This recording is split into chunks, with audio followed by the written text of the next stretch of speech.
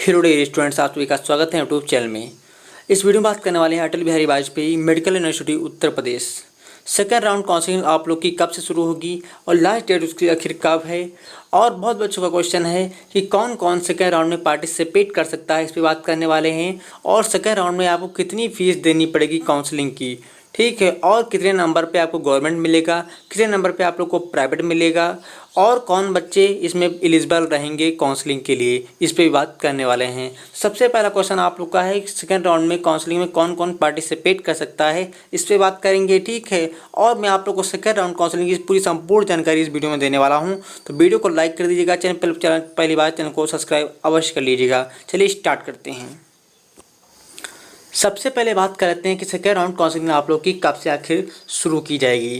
देखिए आप लोग को दिख रहा होगा second round counselling and admission process. तो मैं आप लोग को बता दूं सेकेंड राउंड काउंसलिंग कब से शुरुआत हो रही है।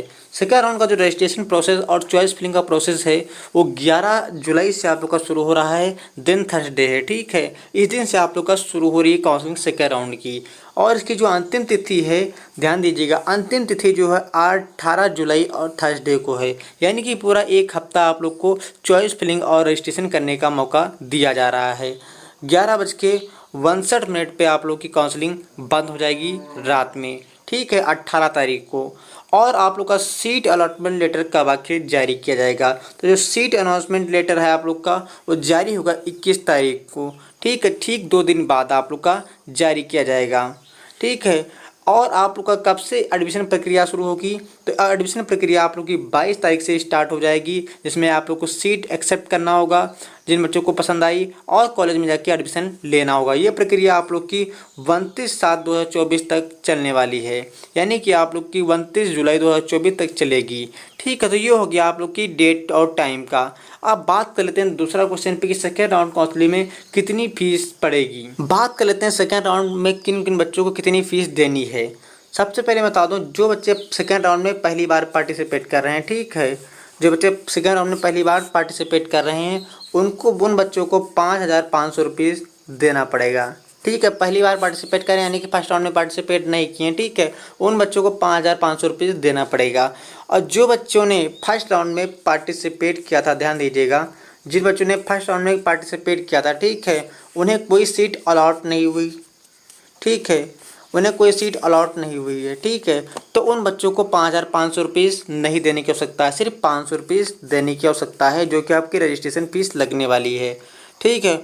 और जो बच्चे फर्स्ट राउंड में पार्टिसिपेट किए थे, ठीक है, उनको कोई कॉलेज अलॉट हुआ, ध्यान दीजिएगा, अलॉट हुआ है, लेकिन उन्होंने उस कॉलेज को छोड़ दिया है, यानी कि डिक्लाइन कर दिया है, उन छात्रों को भी कोई फीस नहीं देने की आवश्यकता है।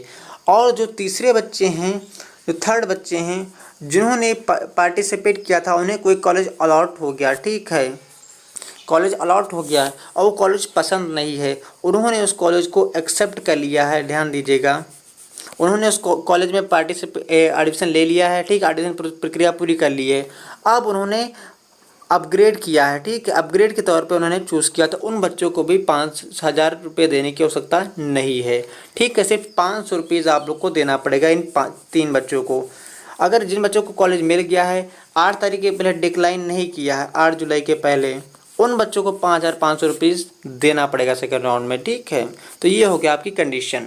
देखिए मैं आप लोग को फिर से बता दूँ, देखिए जो बच्चे ने एक्सेप्ट कर लिया सीट को, एडमिशन प्रक्रिया पूरी कर ली है फर्स्ट राउंड की, वो बच्चों को फीस नहीं देनी पड़ेगी 5,000 रुपये, ठीक है।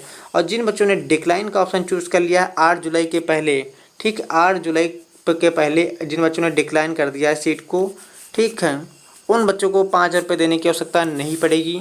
और जिन बच्चों को सीट नहीं अलॉट हुई है फर्स्ट राउंड में, ठीक है, उन बच्चों को भी कोई भी चार्ज नहीं देने की आवश्यकता है, सिर्फ रजिस्ट्रेशन के आप लोग के चार्ज पड़ने वाले हैं, जो कि 500 रुपीज़ चार्ज पड़ने वाले हैं, ठीक। तो ये हो गई आप लोग की फ़ीस की बात। अब बात कर लेते हैं किन बच्चों को, बात करते हैं सेकेंड राउंड काउंसलिंग में कौन कौन से बच्चे पार्टिसिपेट कर सकते हैं, कौन कौन बच्चे एलिजिबल हैं।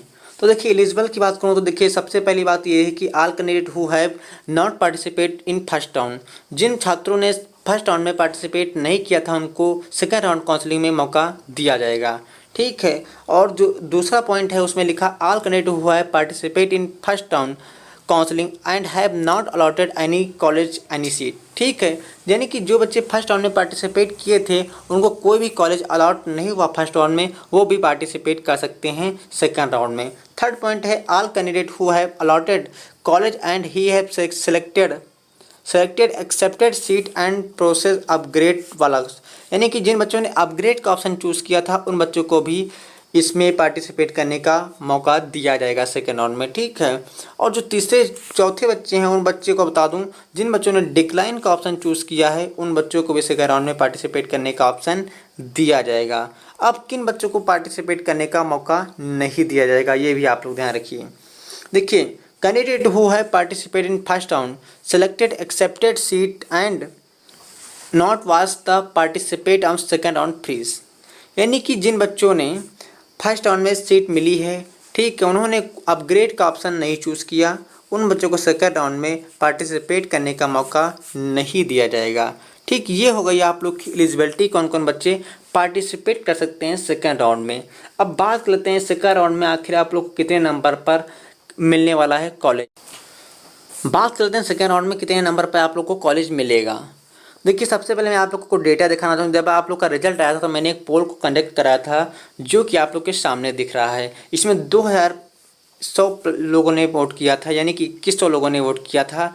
ठीक है, तो इसमें सभी लोग की मैंने राय ली थी कि आप लोग के कितने नंबर आए हैं। तो 180 प्लस जो थे वो 3% थे, 160 प्लस थे जो कि 2% थे, और 150 प्लस थे जो कि 4% थे। ठीक है, 120 प्लस जो बच्चे थे वो 30% थे, और 100 प्लस थे जो 60% 61% बच्चे थे। ठीक है, तो ये हो गया आप लोग का डेटा।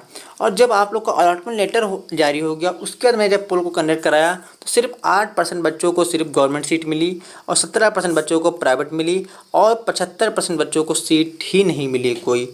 ठीक, अब मैं आप लोग को क्या बताने वाला हूँ कितने नंबर पे इस बार कॉलेज मिलने वाला है। तो सबसे पहले आप लोग ध्यान से देखिएगा और ध्यान से सुनिएगा, तभी आप लोग को समझ में आएगा। देखिए, यहाँ पे मैं आप लोग को बता दूँ जिन बच्चों को सीट अलॉट हुई है, जो 8% बच्चे सीट अलॉट हुई है वो कौन कौन से बच्चे हैं। देखिए, 80 प्लस जो बच्चे हैं उनको अलॉट हुई है। ठीक है, 60 प्लस उन बच्चों को सीट अलॉट हुई है, यानी कि आप यहाँ पे 5% बच्चे हो गए हैं। ठीक है, इनको मिला के, और यहाँ पे 5 और 4 यानी कि 9% बच्चों को सीट अलॉट हो गई है। यानी कि हम मान के चल सकते हैं कि 10% बच्चों को गवर्नमेंट सीट अलॉट हो गई है। ठीक है, गवर्नमेंट सीट अलॉट हो गई है, क्योंकि इसमें देखिए आप लोग को बता दूं इसमें 2100 बच्चों ने वोट किया था और इसमें सिर्फ 1600 बच्चों ने वोट किया है। तो 10% बच्चों को सीट अलॉट हुई है। और आपके पास सीटें कितनी है मैं आप लोग को बता दूं, 1370 आप लोग के पास सीटें हैं गवर्नमेंट, 1370 सीटें हैं। तो यानी कि आप लोग मान सकते हैं कि अभी भी सेकेंड राउंड में जो काउंसलिंग होगी आप लोग की, ठीक है, मैं आप लोग को बता दूं सेकेंड राउंड में जो काउंसलिंग होने वाली है उसमें कम से कम मैं आप लोग को बता दूं कि 900 से लगा के 1000 सीटें आप लोग की अभी भी हैं। 800 या फिर 900, ध्यान दीजिएगा, 800 या 900 आप लोग की सीटें अभी भी रह जाएंगी सेकेंड राउंड में। तो मैं आप लोग को बता दूं कितने बच्चों को मिलने वाला है इसमें फर्स्ट सेकेंड राउंड में पार्टिसिपेट करेंगे, किन किन बच्चों को सीट मिलने वाली है, कितने नंबर तक आप लोग को सीट मिलेगी। देख लीजिए, जो 120 प्लस बच्चे आ रहे हैं, ठीक है, वो बच्चे इसमें देख लीजिए 30% है, और यहाँ पे 100 प्लस आ रहे हैं 60% हैं, 61% है। ठीक है, तो जो यहाँ के बच्चे हैं इन बच्चों को सीट अलॉट हो चुकी है, जो कि फर्स्ट राउंड में ही अलॉट हो चुकी है। ठीक है, अब बच्चे क्या है 120 प्लस, 120 से लगा के बता दूँ, 120 से लगा के जो बच्चे 140 के बीच में आ रहे हैं, ठीक है, उन बच्चों को 140 प्लस, ठीक है, उन बच्चों को इस बार सीट अलॉट होने वाली है। तो मैं आप लोग को स्पष्ट कर दूं कितने बच्चों को सीट अलॉट होगी। तो देखिए, जिन बच्चों को 130 से लगा के, ध्यान दीजिएगा, 130 से लगा के 149 तक हैं, उन बच्चों को सेकेंड राउंड में काउंसलिंग में, ध्यान दीजिए, सेकेंड राउंड काउंसलिंग में उनको बहुत इजीली सीट अलॉट हो जाएगी। ठीक है, जो मॉपअप राउंड होने वाला है, ठीक है, जो मॉपअप राउंड होगा, जो मॉपअप राउंड आप लोग का होने वाला है उनमें किस बच्चों को सीट अलॉट होने वाली है ये भी बता दूं आप लोग को। उस काउंसलिंग में जो बच्चों को, देखिए, 118 से लेके जो बच्चे आ रहे हैं 125 से प्लस, ठीक है, यानी कि 130 तक आ रहे हैं, उन बच्चों को मॉपअप राउंड में सीट अलॉट होने वाली है। और सीटें मॉपअप राउंड तक कितनी बचेंगी मैं भी बता दूं आप लोग को।